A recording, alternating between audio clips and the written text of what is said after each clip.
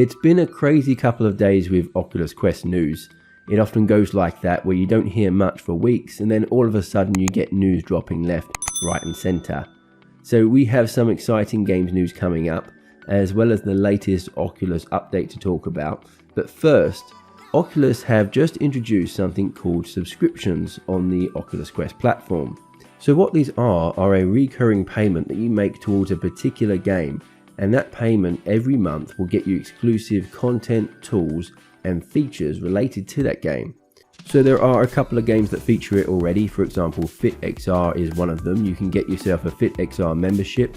There's a 90-day free trial and then it's $9.99 a month after that. And just to be clear, with FitXR you don't have to pay this subscription fee, it is optional. But if you do choose to subscribe, you get new music, new class every day, new environments and a new multiplayer mode. Similar with Rec Room, the game is still free, but you can choose to subscribe for a certain fee every month, and that gives you access to special items, 4-star loot boxes every week, 6,000 tokens monthly, 100 saved outfit slots and so on. And there are a few subscription types according to Oculus. There's the free app that you need to pay a subscription fee to access any of the content, or there is the free app that lets you access some of the content, but you can access additional content for an optional subscription fee, just like Rec Room. Or there is the other type, which is the paid app with optional subscription that allows you to access these additional features like FitXR. And there are a couple of ways you can manage your subscriptions or cancel them if you want. Go into your phone app, go down to subscriptions, you'll see in the taskbar, and then you can manage them from there. Or you can access your account from your desktop. Just go into your account and you'll see again subscriptions down the side, and from there you can play around with your subscriptions or cancel them. So it'll be really interesting to see how well this takes off. I'm not a huge fan of the subscription model personally. I prefer to make a once-off payment. So for me to subscribe to something, it would have to be a game that I really loved, and the extra content would have to be something quite special. Having said that, I do understand it can work quite well, particularly for some types of games like fitness apps. So are you a fan of this model? Would you ever subscribe to a game for extra content? Let me know in the comment section below. So now onto some really exciting game news. We've just learned that Resident Evil 4 VR is coming to the Oculus Quest 2 later this year. So what you're seeing here is actual gameplay footage that I'm just going to loop in the background while I talk about it, because we don't have much gameplay footage at the moment, just these small snippets. For more footage of this game, we're just going to have to wait for the Oculus Games Showcase, which happens on April 21st. But for anyone who doesn't know, Resident Evil 4 is a survival horror third-person shooter that came out in 2005. Or at least it was a third-person shooter, but as you can see from the footage, it's being reimagined in VR in first person, and it uses the touch motion controllers. Now Resident Evil 4 focused much more on action and shootouts with fewer survival horror elements than its predecessors.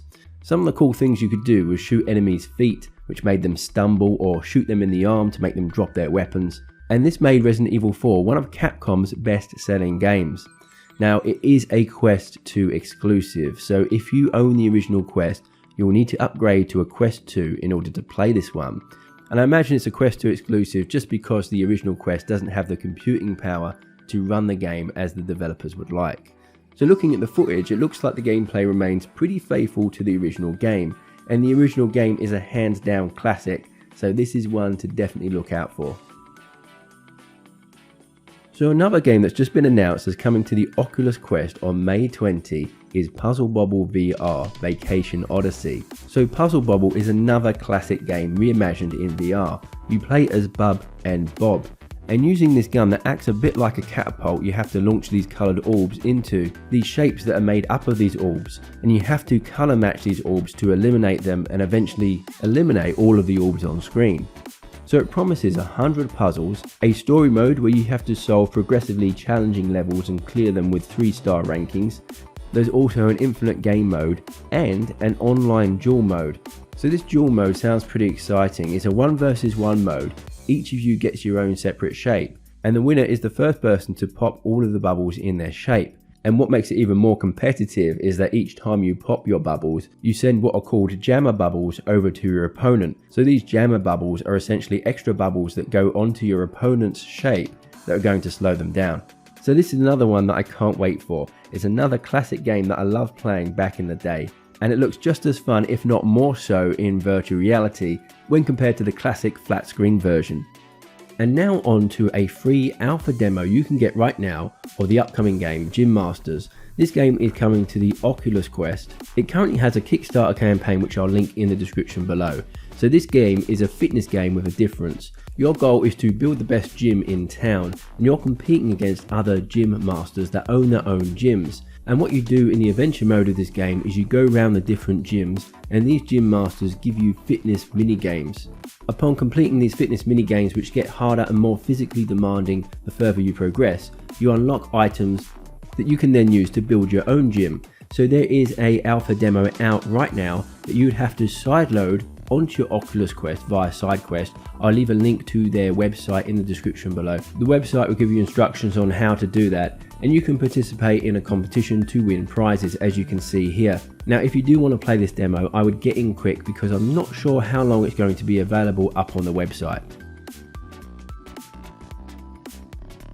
And our final story is a big one. So Oculus are rolling out the version 28 software update, and with that comes a ton of new features. The first update is the 120Hz mode. So the Oculus Quest 2 is capable of 120Hz refresh rate.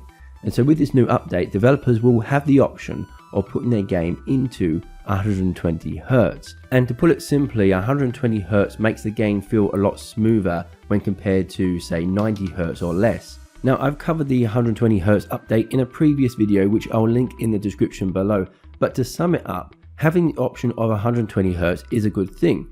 Obviously more options are better than less, but I need to curb my enthusiasm because applying 120Hz does take a fair bit of juice, and so that means you might only be able to apply 120Hz to those games that don't require much computing power, simpler games maybe like Beat Saber. And it works well for games like that which are more fast paced. It will mean that you might hit a few more blocks than you did before because the game appears to run a lot smoother. But for example, you're not going to be able to play Walking Dead Saints and Sinners natively on your Oculus Quest headset on 120Hz. It just doesn't have the power for that. At some point in the future, you'll also be able to use 120Hz with Oculus Link. But even when playing PC VR, you're going to need a pretty decent rig to play games at 120Hz without compromising the graphical quality of the game. The next set of features coming with the next update was announced last year at Facebook Connect, and it's the ability to use your Quest as a place to work. So they call it Infinite Office, and what it is a bunch of features that turn your Quest into more of a productive device. So currently, it's a bit difficult working inside your headset using something like a keyboard, as it's hard to keep track of your workspace and where your hands are at without having to take off your headset. Well, this new update should fix that. It allows you to map the location of your workspace in VR, and using the Logitech K830 keyboard, you'll get a 3D representation of your hands and keyboard in VR. So this keyboard promises high fidelity rendering in VR, which means hopefully you can work completely in virtual reality. No need to take the headset off to see where your hands are at or look down that little gap between the headset and the bridge of your nose. Not anymore, because you'll have your workspace, keyboard and hands fully mapped and tracked in VR, which should make working in virtual reality a hell of a lot easier.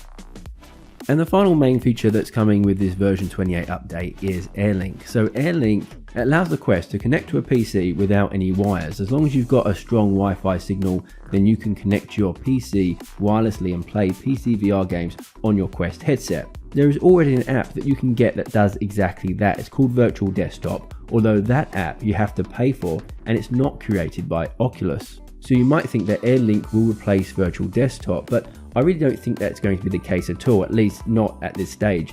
Firstly, because for now, AirLink has only been confirmed for the Oculus Quest 2, so it seems like if you own an original Oculus Quest, you're going to need Virtual Desktop in order to connect to your PC. And secondly, because Virtual Desktop has been out for a while now, and during that time it has been refined and developed to this point where it has a ton of awesome features, like being able to connect up to 4 computers and switch between them in seconds. There are also bound to be teething issues when AirLink is first released. If we look at this Oculus page, It says that there are a few known issues, such as sometimes needing to reboot the headset in order to recover audio, and the max bitrate values for AMD and Nvidia GPUs differ, which will affect the performance of your games. So I do highly doubt that Airlink is going to be as good as Virtual Desktop, at least when it is first released. I will remain open-minded when it comes to using Airlink, but for now I highly expect I'll be using Virtual Desktop for some time to come. Anyway, to use Airlink successfully, you need a secure and reliable 5 GHz Wi-Fi network connected via Ethernet cable to your PC, and you need to make sure your PC meets the Oculus Link requirements.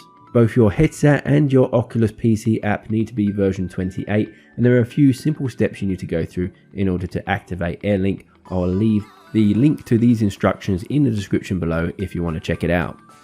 So that's it for this week's newscast. It was quite a big one, but there was a ton of news that's been released, and I'm sure when the Oculus Quest Games Showcase happens April 21st, there will be a ton more news to cover, so I'm really looking forward to that.